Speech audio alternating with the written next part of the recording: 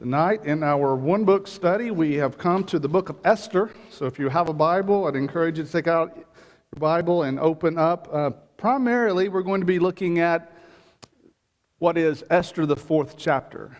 We may refer to some other passages along the way, but we're going to spend a good bit of time here in Esther, the 4th chapter. A university conducted a test. They put 10 students in a room, and in this room there were 3 lines of varying length displayed. And the 10 students were told that they were going to be asked to identify the longest line. They were told when the instructor points to the longest line, you're to raise your hand. Well, everybody thought that the 10 people were operating under the same circumstances, but there was a catch. One person in the room was the stooge. One person was the test. The other 9 people were given different instructions. They were told that when the instructor pointed to the second longest line, they were going to raise their hand. When he pointed to the longest line, they would not raise their hand. And so they conducted these tests. They did tests between second graders all the way up to high school age. And what they found, 75% of the time, the one person that didn't know that this was a trick, when the instructor would point to the longest line, as they had been told to do, they would quickly raise their hand. And then they would look around and they would see the other 9 not raising their hand, because remember, they were told not to raise their hand on the longest line.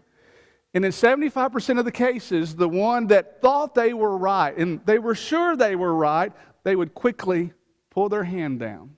And this is what the researchers concluded. They concluded that most people, in this case 75% of these students, would rather go along with the crowd and be wrong and yet feel safe than to have the courage to risk standing alone on what they know to be right and true.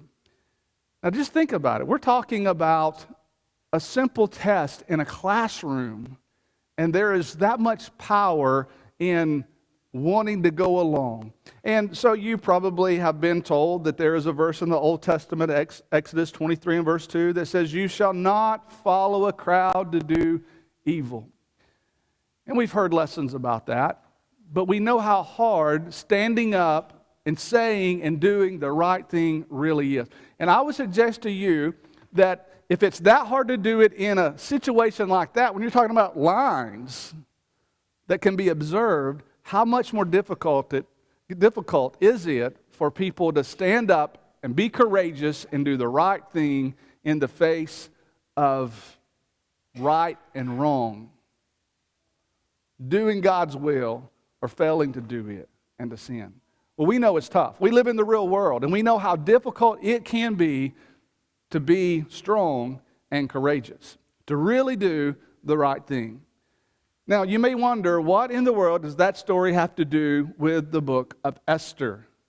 I actually think it has a lot to do with the book of Esther. As a matter of fact, when you think about Esther, she had some things in common with us. We have some things in common with her.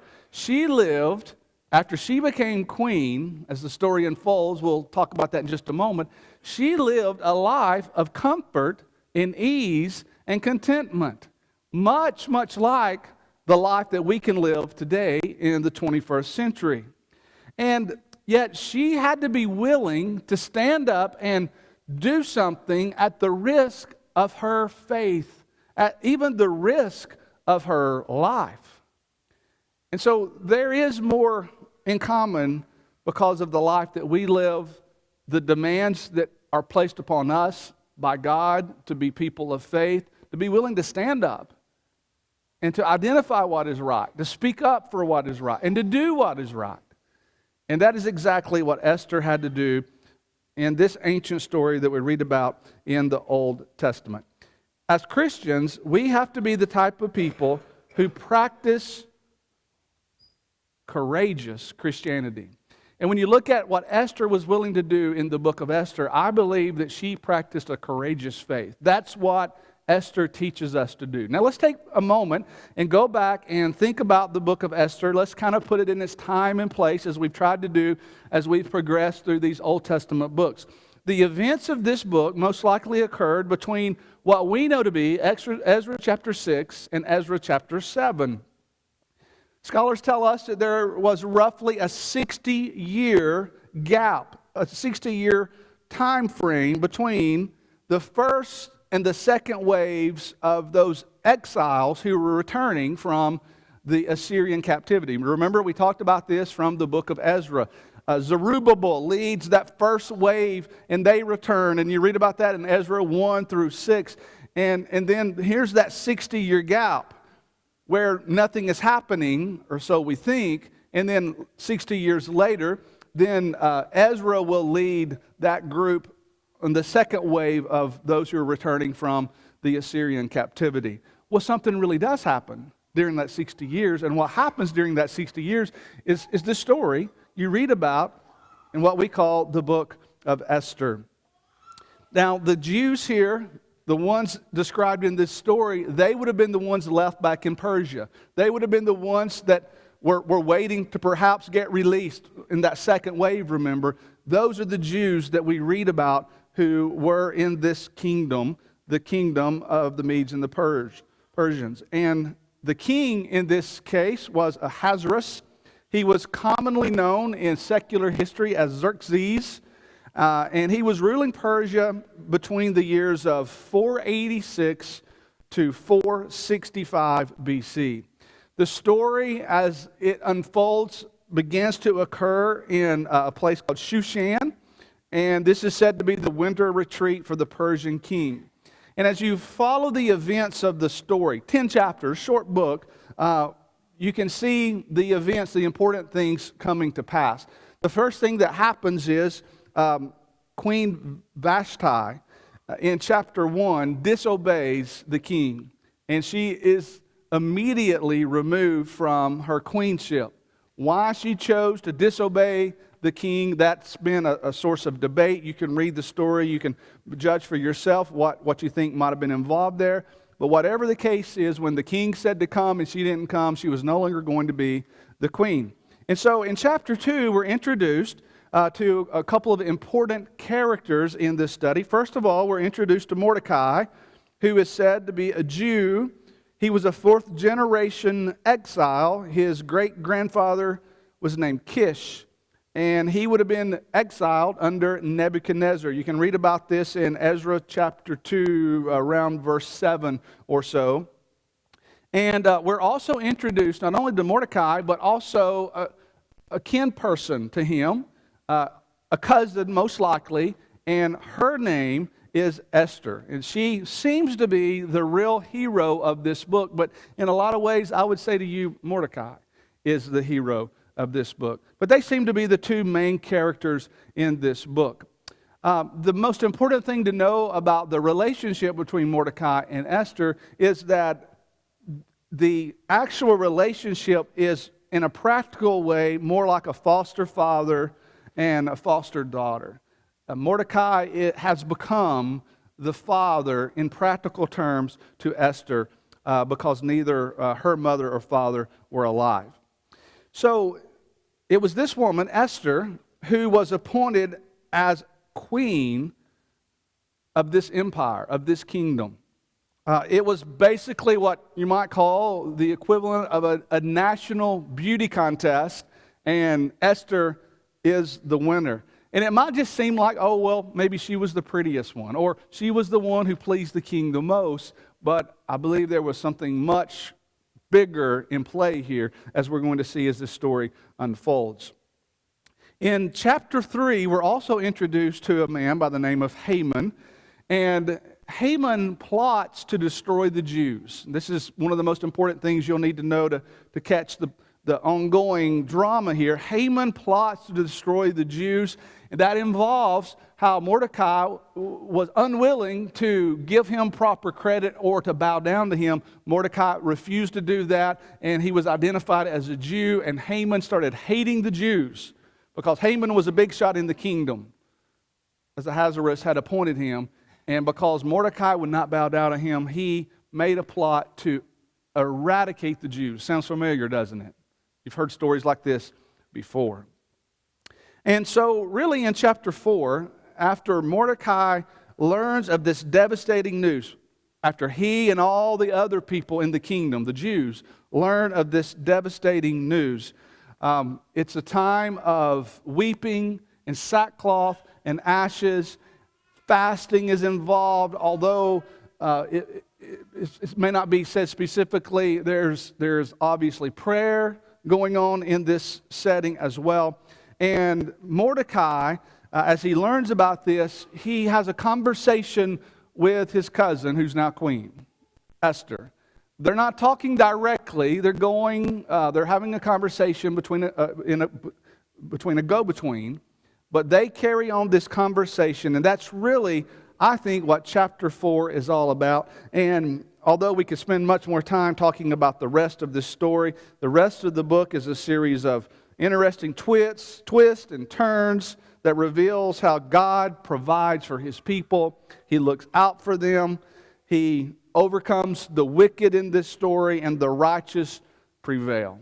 And it's a reminder that if God wants something to happen, it will happen. I say God was involved in this, but you know, one of the most interesting facts about the book of Esther, the name of God is nowhere in the book. Isn't that interesting? And yet, I hope when we finish here in just a moment, you'll say, but God is really involved in that story. Let's take the time to very quickly read chapter 4. That may sound like a lot, but it's not really that long, just 17 verses. And then I want to leave you with 3 things that we learn about Esther and her courageousness in this story. So remember, Haman had plotted to kill or to eradicate the Jews. And this is where we pick up in chapter 4. When Mordecai learned all that had happened, that news in other words, he tore his clothes and put on sackcloth and ashes, and he went out into the midst of the city, and he cried out with a loud and a bitter cry. He went as far as the front of the king's gate, for no one might enter the king's gate clothed with sackcloth. And in every province where the king's command and decree arrived, there was great mourning among the Jews, with fasting, weeping, and wailing, and many lay in sackcloth and ashes. So Esther's maids and eunuchs came and told her, and the queen was deeply distressed. Now, she didn't, at this point, probably fully understand. Then it says, middle of verse 4, then she sent garments to clothe Mordecai and to take his sackcloth away from him, but he would not accept them. Then Esther called Hathach, one of the king's eunuchs, whom he had appointed to attend her.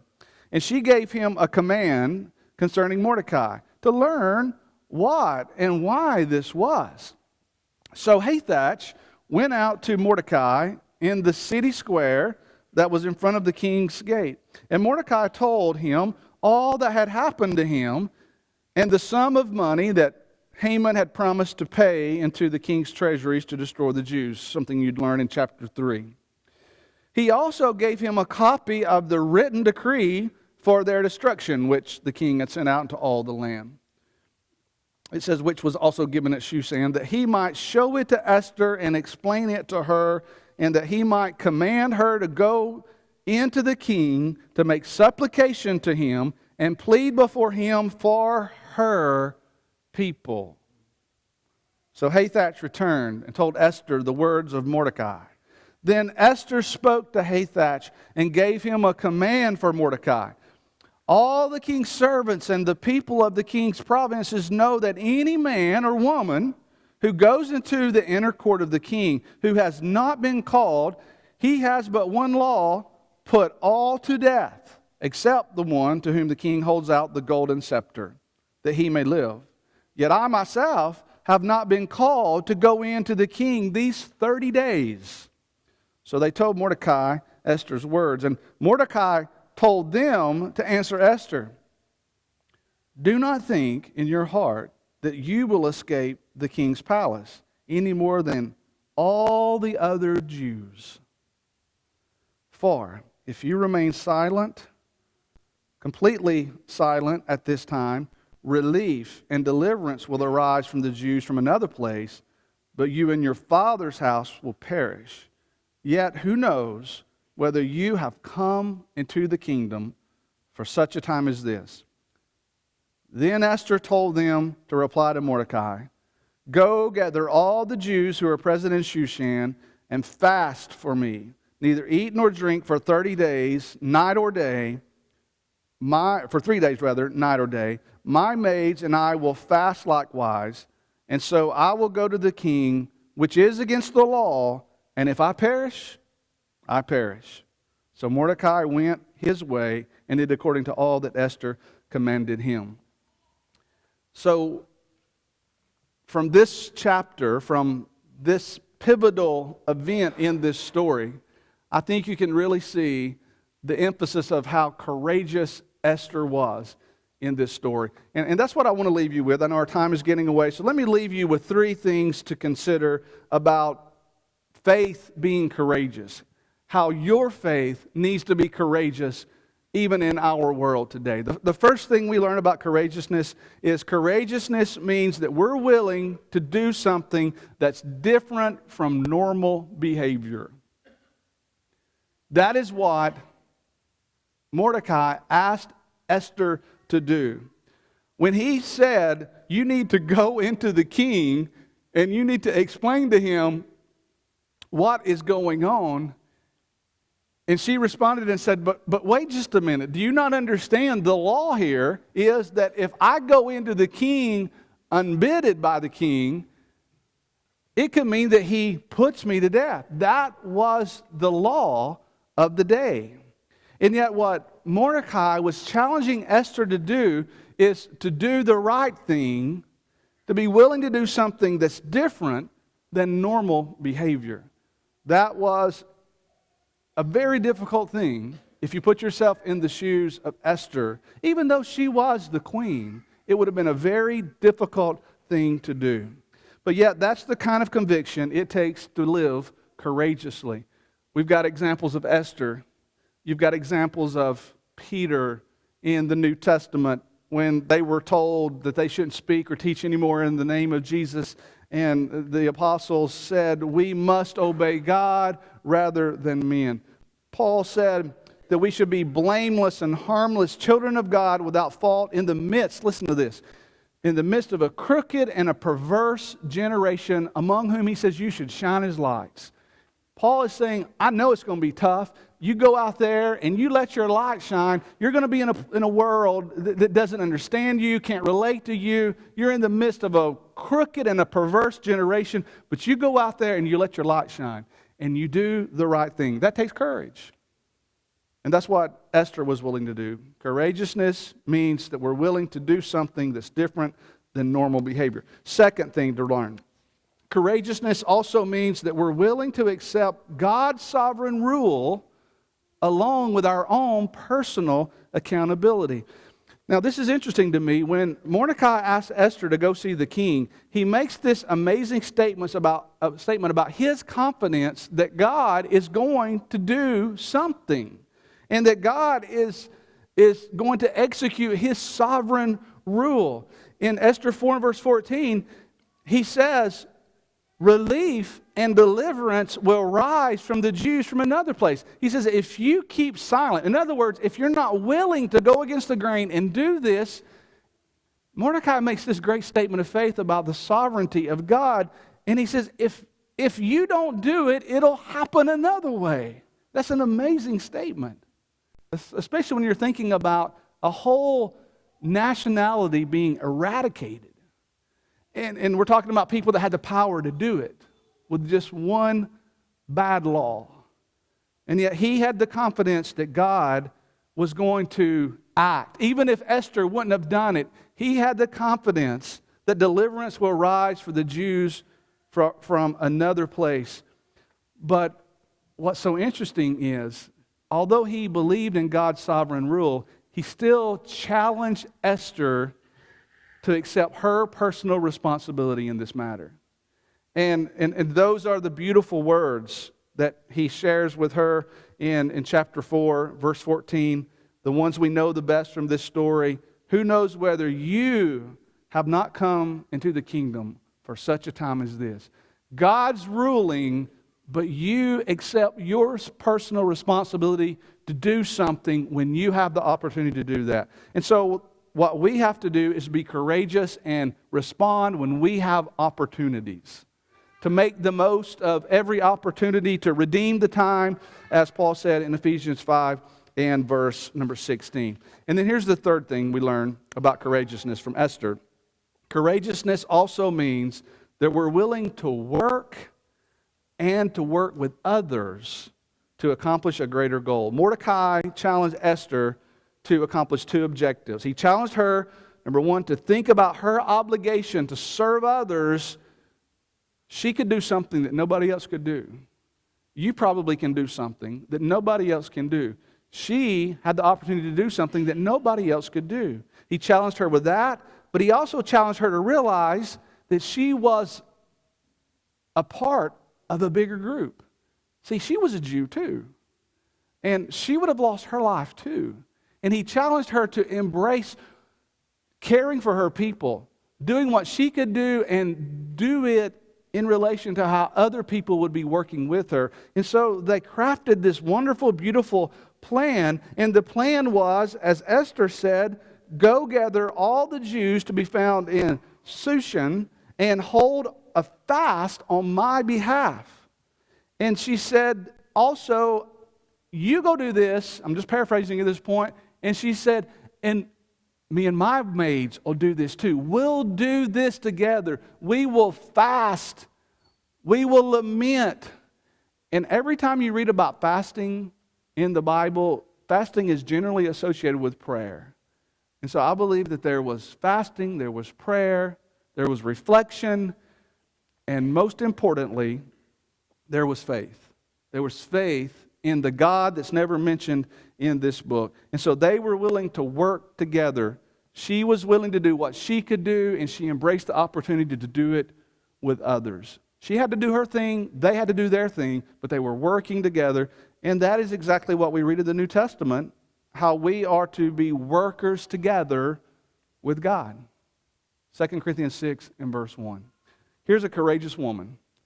She's a hero of faith, and she shows us how to be courageous people here in the 21st century. I hope you've learned some lessons from Esther. I hope you've been encouraged. Hope you realize that God is always working. Remember, He's not even mentioned in this book, but yet we know He's working. We know when Mordecai said those words to Esther about reflecting on her opportunity and about who knows whether you've been called into the kingdom for such a time as this. He knew that God was a part of this master plan. She didn't become queen accidentally or because she was the most beautiful. She may have been, but that wasn't the real reason. It's because God was going to use her. And God's present in our life, and He wants to be present in your life, and He wants you to use your opportunities the way Esther did hers. I hope you're a part of the kingdom of Christ. This was a different kingdom. This was a kingdom that is so foreign to us, but we know about the kingdom of Christ. We know about the church of Christ. And if you're not a part of that kingdom, we want to give you an opportunity tonight. We always close our lessons with the opportunity to respond. If you need to become a Christian tonight, you want to be baptized and to become a part of the family of God, we want to give you that chance right now as together we stand and as we sing.